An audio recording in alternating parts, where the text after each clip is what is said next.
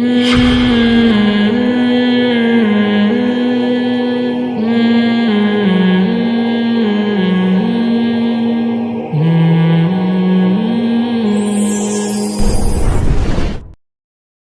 کو پتہ ہے پچھلے رکوع میں اللہ تعالیٰ نے 2 شخصوں کی مثالیں دی تھیں کہ ان میں ایک مالدار تھا، دوسرا غریب تھا۔ مالدار کے پاس بڑا باغ تھا، تو مالدار جو تھا وہ اپنے باغ پہ فخر کیا کرتا تھا اور باغ کی ظاہری زینت کو دیکھ کے کہتا تھا یہ باغ کبھی ختم ہونے والا نہیں ہے۔ تو جو مسلمان تھا، توحید پرست تھا، اس نے کہا کہ بھئی یہ اللہ ہے جس کو رزق دیتا ہے، جس سے رزق چھین لیتا ہے، تو یوں کیوں نہیں کہتا کہ اگر اللہ نے چاہا، اللہ چاہے گا تو یہ دولت میرے پاس رہے گی، اور تو اس خدا کا کیوں انکار کر رہا ہے جس نے تجھے مٹی سے بنایا؟ تو اس دوست کی نصیحت بھی اس پر نصیحت نے بھی اثر نہیں کیا، کیونکہ وہ ظاہری نقشوں کو دیکھ رہا تھا۔ اس کی سزا کیا ملی؟ اللہ فرماتے ہیں کہ اس کے باغ پر رات کے وقت کوئی آفت آئی ہے اور صبح وہ کف افسوس ملنے لگا اور اس کو توبہ کی توفیق ملی اور کہنے لگا یا لیتنی لم اشرک بربی احدا، کاش میں اپنے رب کے ساتھ شریک نہ کرتا۔ یہ بھی ایک نوعیت کا شرکی ہے کہ آپ اپنے آپ کو خدا سمجھنے لگیں اور اپنی محنت کو سمجھنے لگیں کہ میں جو کروں گا مجھے اس کا رزلٹ ملے گا، خدا کے ارادے کا اس میں گویا دخل نہیں ہے۔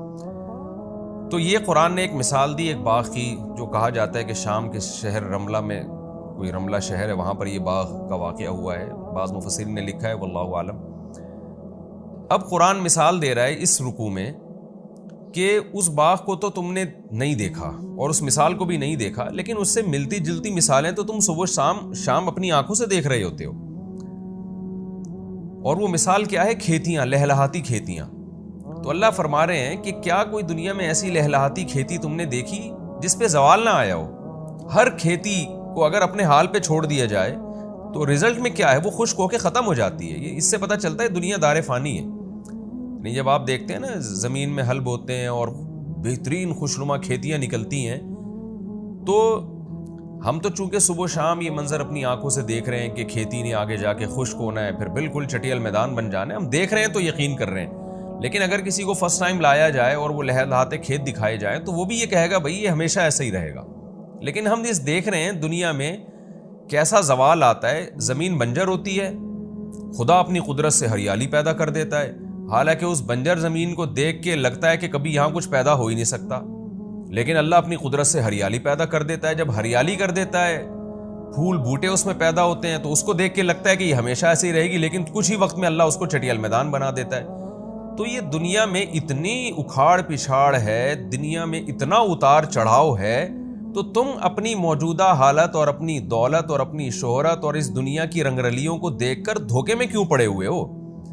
جیسے کھیتی نہیں ہوتی اور پھر ہو کے ختم ہو جاتی ہے، تو دنیا بھی نہیں تھی، تم بھی نہیں تھے، پیدا ہوئے، پھلے پھولے، اور پھر تمہارے اوپر بھی زوال آنے والا ہے۔ تو یہ اس مثال سے قرآن یہ سمجھا رہا ہے کہ یہ دنیا دل لگانے کی جگہ نہیں ہے، تکبر کی اور اترانے کی جگہ نہیں ہے، اس پہ اتار چڑھاؤ ہوتا رہتا ہے۔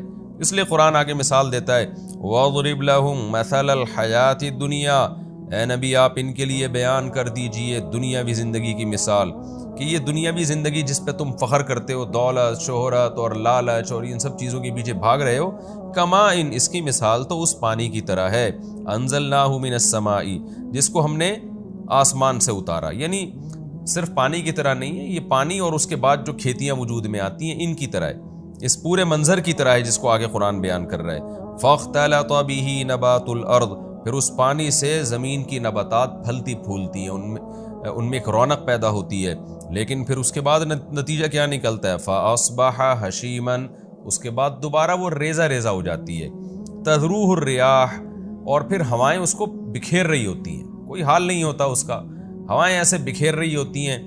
وَكَانَ اللَّهُ عَلَىٰ كُلِّ شَيْءٍ مُقْتَدِرًا، اس سے صاف پتہ چلتا ہے کہ اللہ ہر چیز پر قدرت رکھتا ہے، وہ جب چاہتا ہے ایک زمین کو رونق دے دیتا ہے اور جب چاہتا ہے اس رونق کو ختم کر دیتا ہے۔ تو تمہیں بھی جب چاہے گا اللہ دولت دے دے گا، جب چاہے گا چھین لے گا، تو یہ تمہاری چاہت پر نہیں ہے، یہ حقیقت میں اللہ کی چاہت پر ہے۔ آگے اللہ تعالیٰ اس دنیا کی وہ مثال دے رہے ہیں جس کو دنیا کہا جاتا ہے۔ ابھی تو اس آیت میں مثال دی نا اللہ نے، ایک عمومی مثال دی ہے کہ دنیا کی پوری دنیا کی مثال یہی ہے.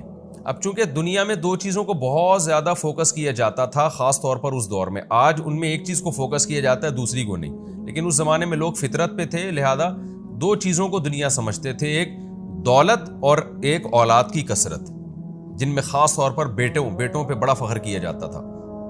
یہ تو فیملی پلاننگ والوں نے انسان کی فطرت ہی مسخ کر دی ہے, تو اب وہ اولاد کی کثرت پہ فخر کے بجائے لوگ شرمندگی محسوس کرتے ہیں. یہ ایسے ہی ہے جیسے عورت کو چھوڑ کے لوگ مردوں کی طرف مائل ہو رہے ہیں, عورتیں مردوں کو چھوڑ کر عورتوں کی طرف مائل ہو رہی ہیں, جو لیسبین قسم کی اور یہ جو LGBT ٹائپ کے مرد پیدا ہو رہے ہیں. تو یہ نیچر سے بغاوت ہے نا, کہ جو جس چیز میں اٹریکشن تھی وہ اٹریکشن ختم ہو گئی. تو آج انسانیت نے نیچر سے بغاوت کر دی ہے, تو اولاد کی کثرت میں پہلے انسان فخر کرتا تھا, اس کو نعمت سمجھتا تھا, خدا کا تحفہ, بلکہ تکبر کرتے تھے لوگ کہ میری اتنی اولاد ہے, میرے اتنے بچے ہیں. اور ظاہر ہے وہ سہارا بنیں گے, ان پہ خرچ اتنا نہیں ہوگا جتنا اس کا آؤٹ پٹ ہوگا, یعنی اس کا جو رزلٹ ہوگا وہ اس میں انویسٹمنٹ اتنی نہیں ہے جتنا اس سے ارننگ ہوگی ہماری. وہ ہمارا دست و بازو بنیں گے, وہ ہماری بڑھاپے میں سہارا بنیں گے. یہ ساری چیزیں کفار بھی اس پہ فخر کرتے تھے. تو فیملی پلاننگ والوں نے دماغ خراب کر کے نا اتنا جھوٹ بولا ہے کہ جو چیز انسان کے لیے سب سے زیادہ اٹریکٹیو تھی وہی ایک تانا بن چکی ہے. یعنی اولاد کی کثرت جس پہ ہمیشہ سے انسان فخر کرتا تھا, اب وہ ایک تانا بنا دی ہے فیملی پلاننگ والوں نے. تو یہ بھی فطرت سے بغاوت ہے.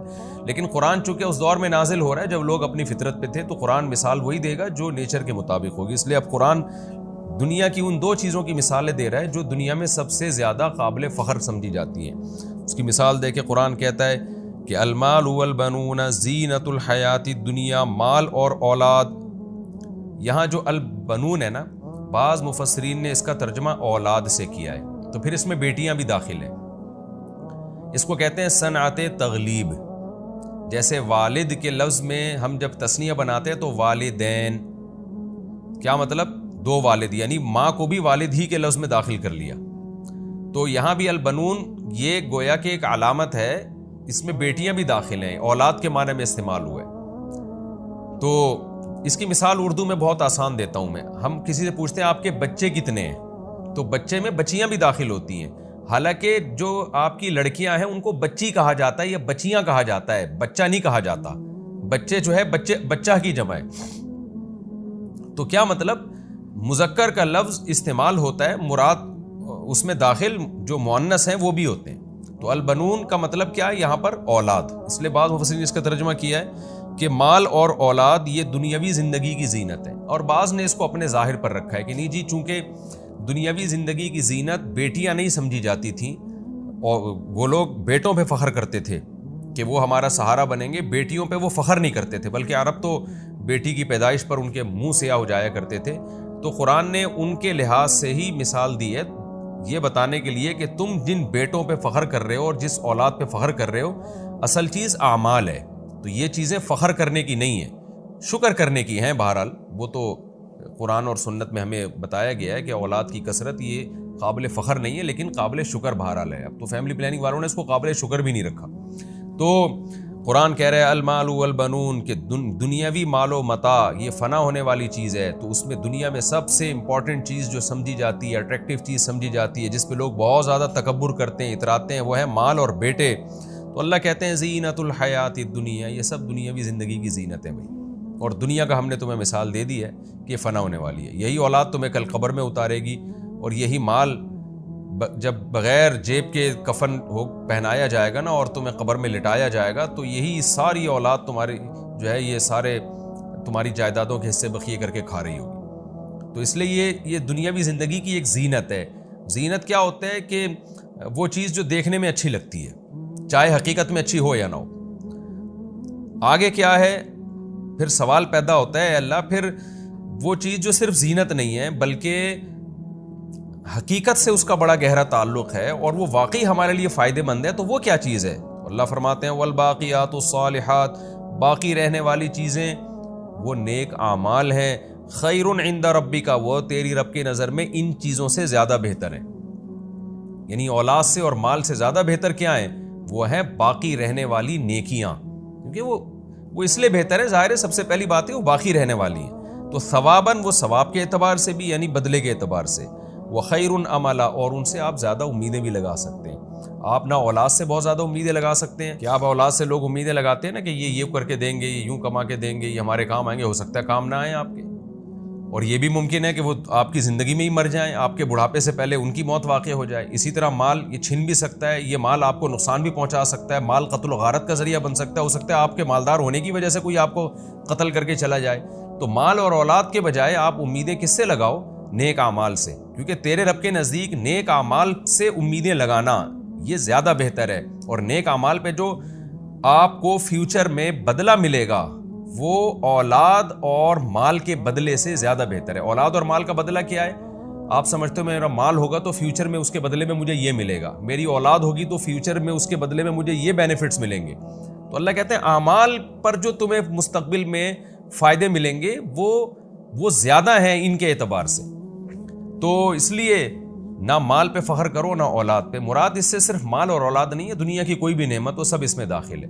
باقی خوب سمجھ لیں اس آیت کا یہ مطلب ہرگز نہیں ہے کہ اولاد کی کثرت کی فکر نہیں کرنی چاہیے، وہ تو نیک اعمال میں داخل ہے کہ آپ اولاد کی کثرت کی اللہ سے امیدیں بھی لگائیں اور اللہ سے دعائیں بھی مانگیں، اور اولاد کی کثرت کی خواہش بھی رکھیں، کیونکہ یہ تو قرآن و سنت کا حکم ہے۔ تو یہاں اولاد اور مال سے وہ مال اور وہ اولاد مراد ہے جو آخرت سے آپ کو غافل کر دے۔ جیسے کہ مشرکین مکہ جن کو اللہ نے بہت زیادہ بیٹے دیے تھے، وہ اسی پہ فخر کیا کرتے تھے۔ وہ یہ کہا کرتے تھے کہ اگر اللہ ہم سے خوش نہ ہوتا تو ہمیں اتنے بیٹے کیوں دیتا، اور ہمیں کسی سے ڈرنے کی ضرورت نہیں ہے، کوئی عذاب نہیں آئے گا، یہ اولاد ہے جو ہمیں بچائے گی۔ وہ اس طرح کی فضول باتیں کیا کرتے تھے۔ تو قرآن نے اس کی نفی کی کہ بھائی تم ان پر تکیہ کر کے بیٹھ گئے ہو اور اعمال سے تم غافل ہو۔ تو باقی اگر کوئی اولاد کی کثرت چاہتا ہے اللہ رسول کے حکم کی وجہ سے تو وہ تو نیک اعمال کے مفہوم میں یہ چیز خود بخود داخل ہے۔ اسی طرح کوئی مال چاہتا ہے کہ میرے پاس مال زیادہ ہو اور نیت یہ ہو کہ اللہ اس کے رسول کا حکم ہے تاکہ میں خیر کے کاموں میں خرچ کروں اور لوگوں کے سامنے ہاتھ نہ پھیلاؤں، تو یہ مال پھر اللہ کے حکم کی وجہ سے مال کما رہا ہے، تو یہ نیک والباقیات الصالحات میں یہ داخل ہے، پھر یہ نیک اعمال میں داخل ہے، پھر یہ مال برائے مال نہیں ہے بلکہ تو شریعت کا حکم ہے۔ جیسے کہ رسول اللہ صلی اللہ علیہ وسلم نے فرمایا جو شخص تجارت کرتا ہے تاکہ لوگوں کے سامنے ہاتھ نہ پھیلائے، تو ایک روایت کا مفہوم ہے کہ اس طرح کا ایماندار تاجر قیامت کے دن پیغمبروں کے ساتھ ہوگا۔ تو اگر اچھی نیت سے مال کمایا جائے اور اچھی نیت سے اولاد کی کثرت رکھی جائے تو پھر وہ والباقیات الصالحات کے مفہوم میں داخل